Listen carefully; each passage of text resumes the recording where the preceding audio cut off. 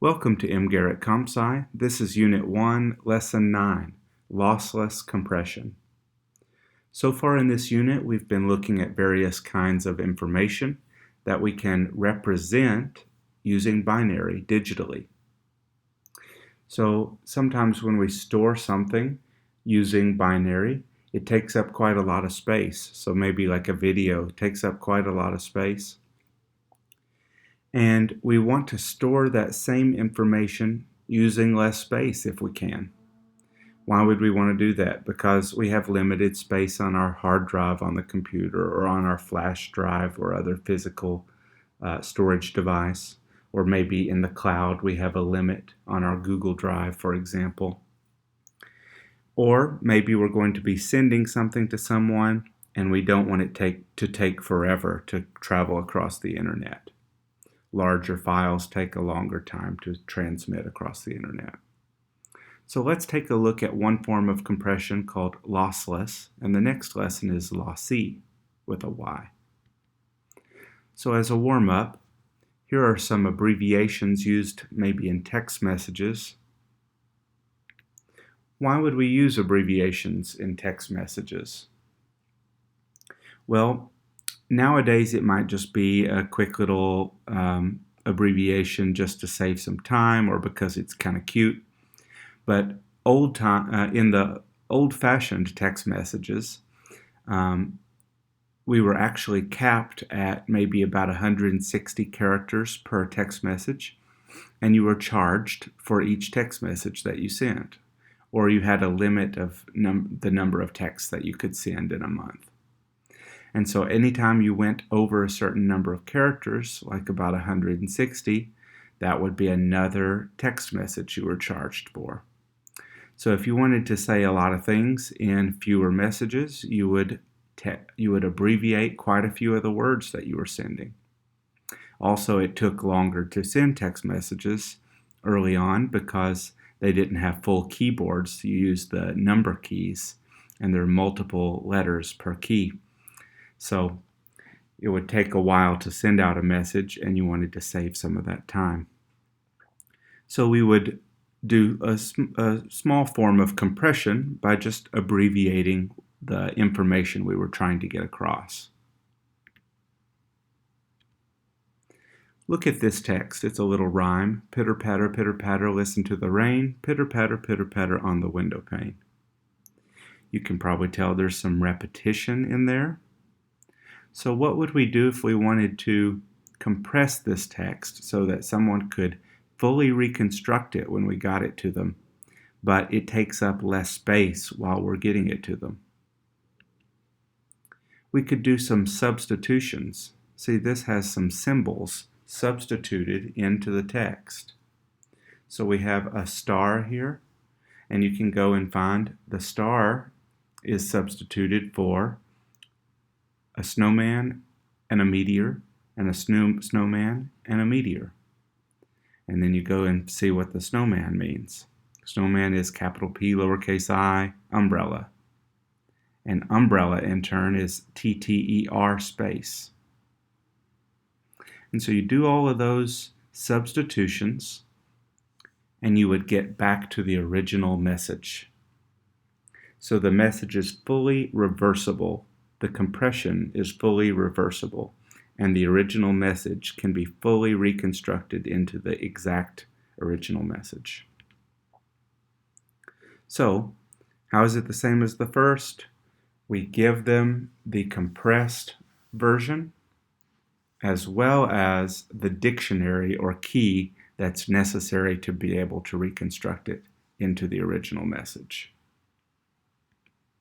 And if we don't send them the dictionary or key, they wouldn't know what to do with this.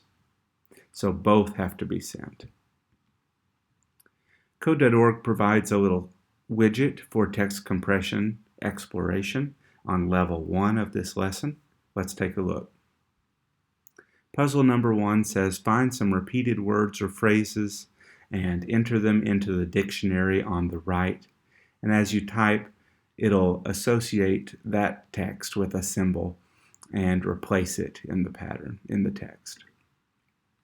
So here we've got some song lyrics that you may recognize. You can drop down here and choose something else.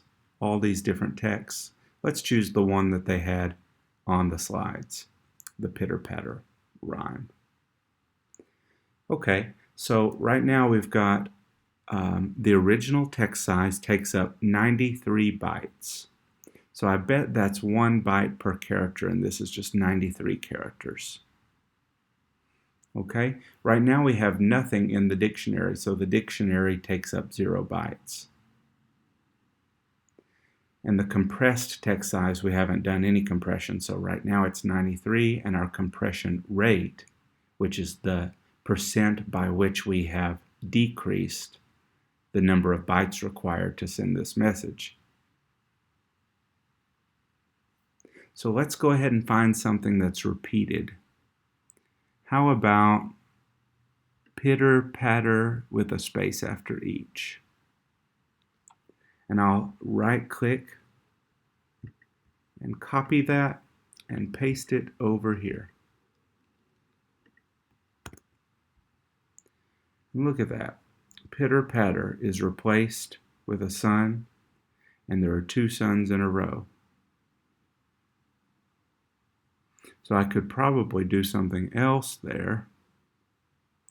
Let's see. Let's do the. Happens twice. So just hit enter, and it gives me another little symbol, an umbrella. There's the.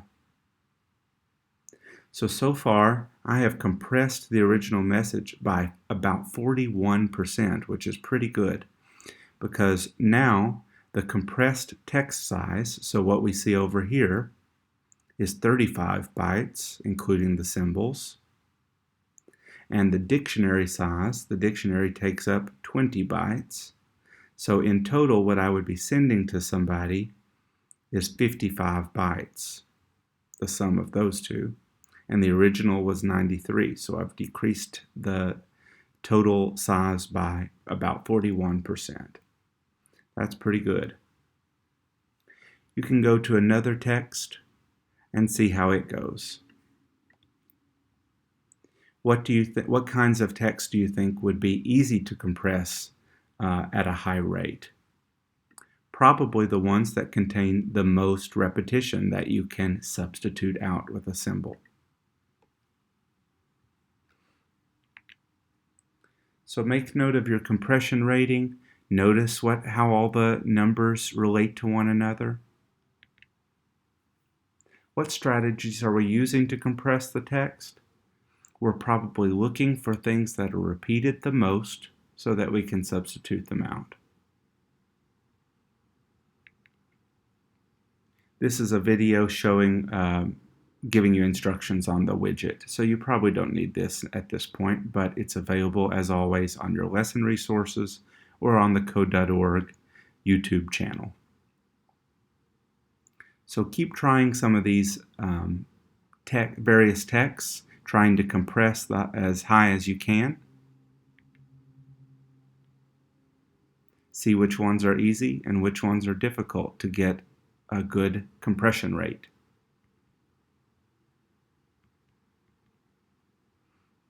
We've already answered this question. More repetition, easier to compress. Lossless compression now. Think about that word, lossless. Lossless. Less means without.